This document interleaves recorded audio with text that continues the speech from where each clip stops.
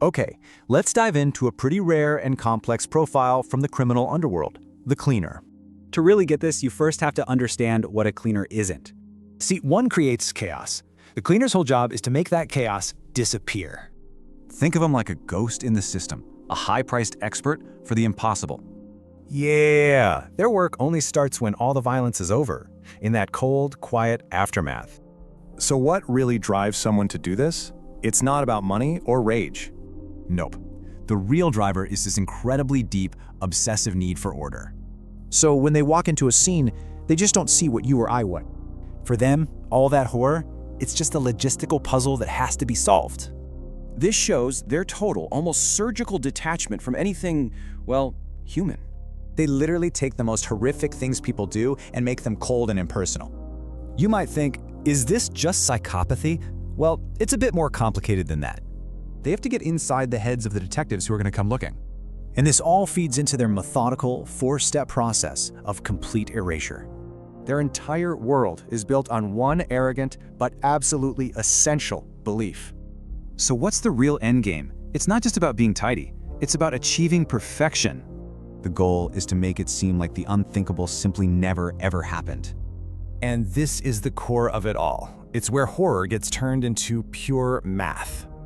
This is the final move, reducing absolute chaos and all its consequences down to zero. So, how does a mind even manage to survive constant exposure to the truly unspeakable?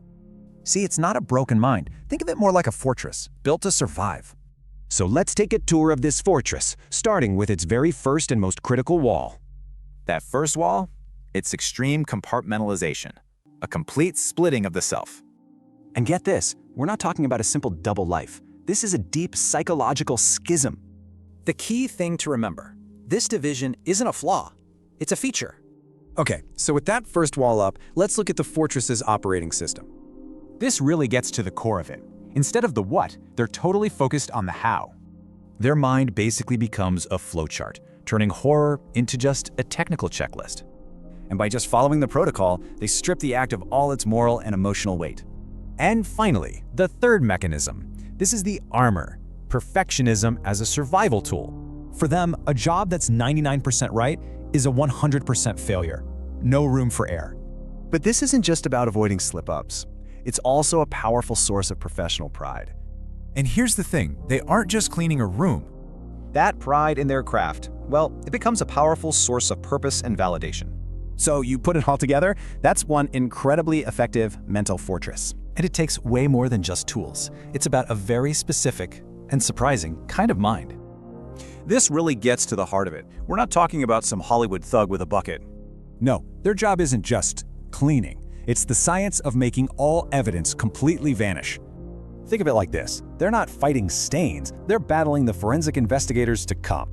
You've got two sides of the same coin, right? Both locked in this intense mental game.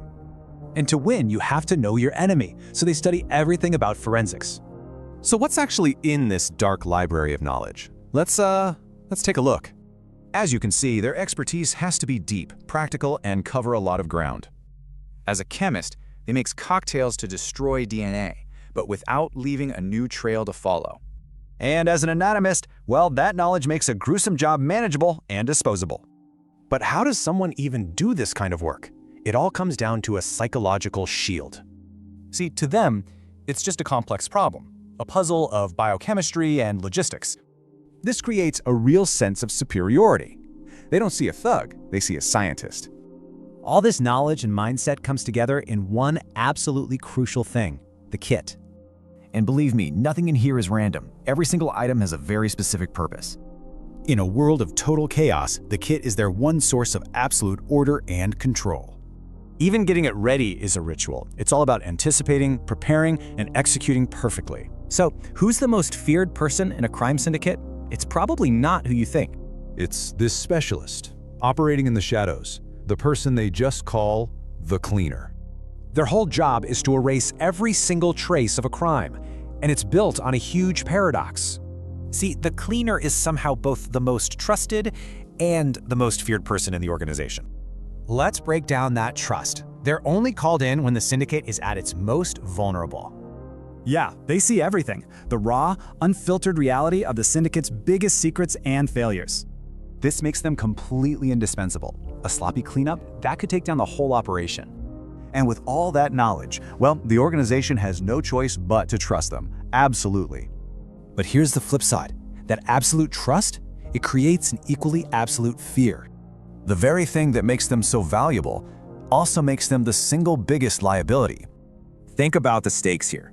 A caught hitman is a problem. A caught cleaner, that's a catastrophe. Because of that massive threat, they can never, ever be considered part of the family.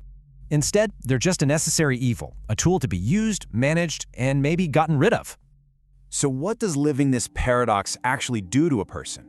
It creates this profound, constant isolation. Real, genuine connections are impossible.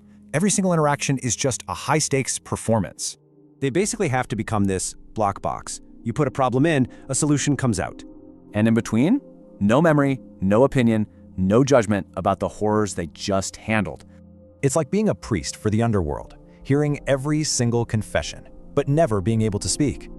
All this leaves them in a psychological no man's land, respected, feared, but ultimately completely alone. Which really brings us to the core question. Are they just a tool, or are they a person to be feared? And that tension, that's what makes the Cleaner the ultimate unresolved paradox of the underworld.